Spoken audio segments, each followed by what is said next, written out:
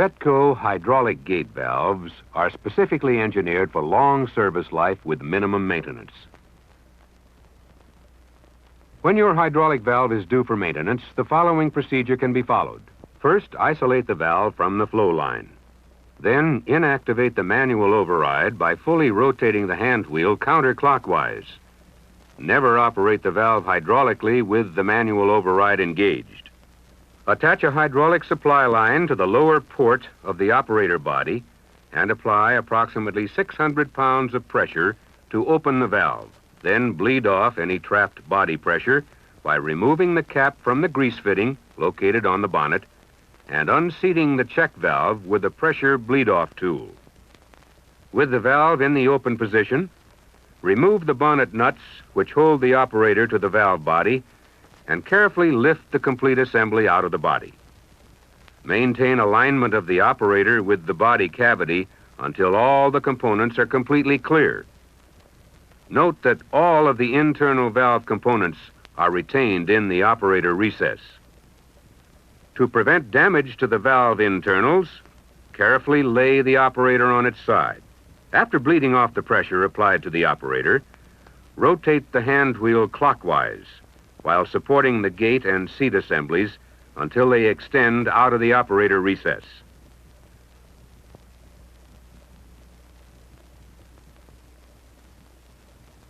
Remove them, taking care not to damage their highly finished surfaces. As valve components are removed, lay them out in the order of disassembly. Carefully drive the two gate retainer pins out of the outer gate, knurled end first, using a hammer and punch. Remove the outer gate from the stem. Remove the seal ring. The seal ring on 3 and 5,000 pound valves is held in place by a lock ring.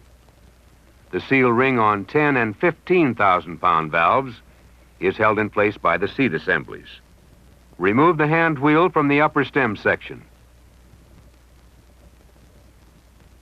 Then remove the large spiral wound ring holding the cap to the operator body and pull the cap.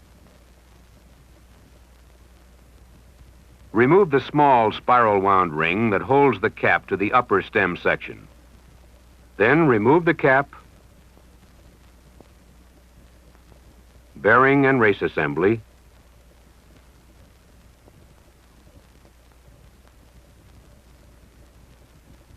and the upper stem seal. Remove the O-ring from the cap.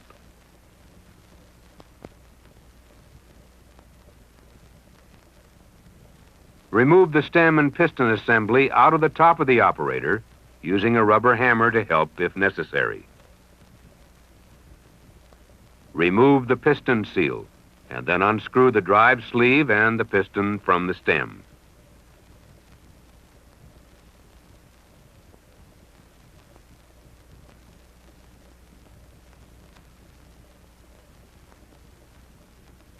Then remove the lower stem seal. To complete the disassembly, remove the spiral wound ring holding the stem packing in the operator and push the packing gland, the 4 stem packings, the spacer ring, and the junk ring out of the bottom of the operator. After all components are removed from the valve, clean them thoroughly with a suitable solvent. Inspect each part for wear or damage, giving special attention to seal surfaces and threads. Replace any part found to be damaged. Prepare for reassembly by first coating each component with an approved lubricant. Consult the valve service procedure for lubricant suitable for the intended service of the valve. For clarity, the reassembly procedures are shown without lubricants. This is not a recommended practice. Begin reassembly with the stem packing. First, install the junk ring.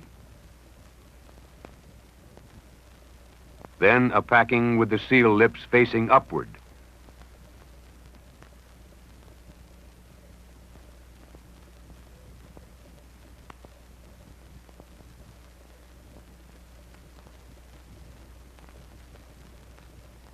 followed by a packing with the seal lips facing downward.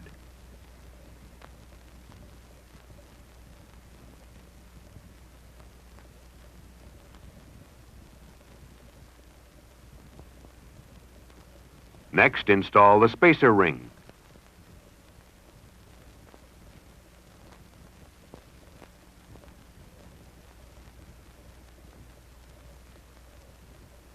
Followed by 2 stem packings with the seal lips facing downward.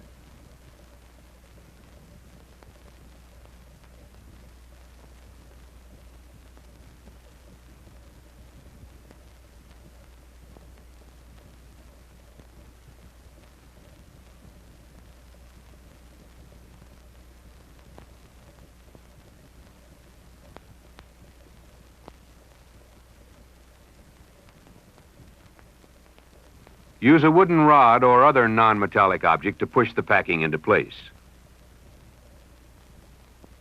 Install the packing gland and secure it in place with the spiral wound ring. Reassemble the stem and piston assembly by first placing the lower stem seal over the non-threaded end of the stem. On 3 and 5,000 pound valves, install the piston seal and thread the piston onto the stem.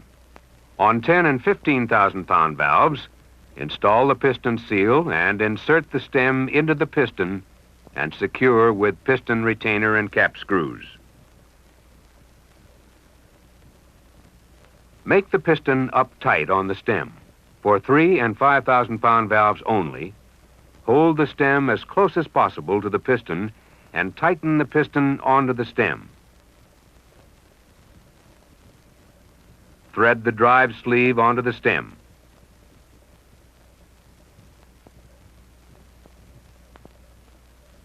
Install the stem and piston assembly in the operator through the stem packing. Place the bearing and race assembly onto the upper stem section, followed by the upper stem seal with the seal lips facing downward. Install the O-ring on the cap.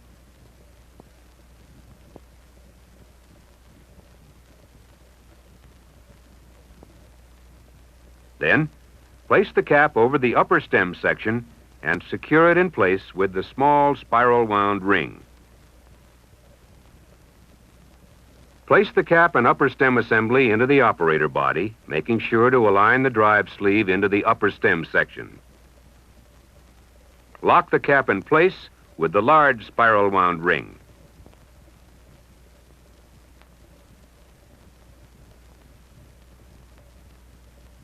Install the hand wheel over the upper stem section and secure it in place.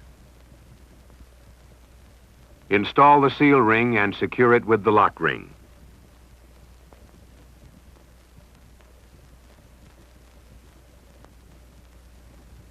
Place the outer gate over the stem and drive the 2 gate retainer pins into the outer gate, knurled end last.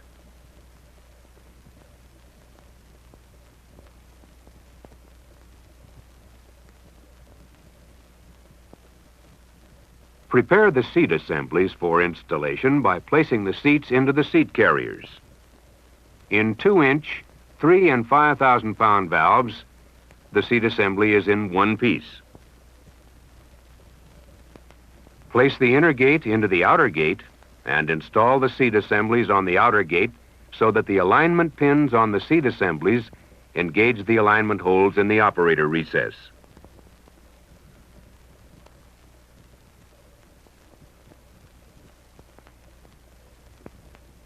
Ensure that the manual override is disengaged by rotating the hand wheel fully counterclockwise. Open the valve by slowly applying hydraulic pressure to the lower operator port. The gate should start to move at about 200 psi of pressure. Make sure that the alignment pins in the seat assemblies remain engaged in the alignment holes in the operator recess. All of the valve components are now trapped in the operator cavity. Carefully guide the operator assembly over the valve body studs, making sure to align the 2 alignment holes in the operator to the alignment pins in the valve body. tighten the bonnet nuts alternately in opposing pairs until snug. Then, tighten the nuts to recommended torque with a hammer wrench, again alternating between opposing pairs. After the valve is completely assembled, fill the body cavity with grease through the grease fitting on the bonnet while cycling the valve open and closed.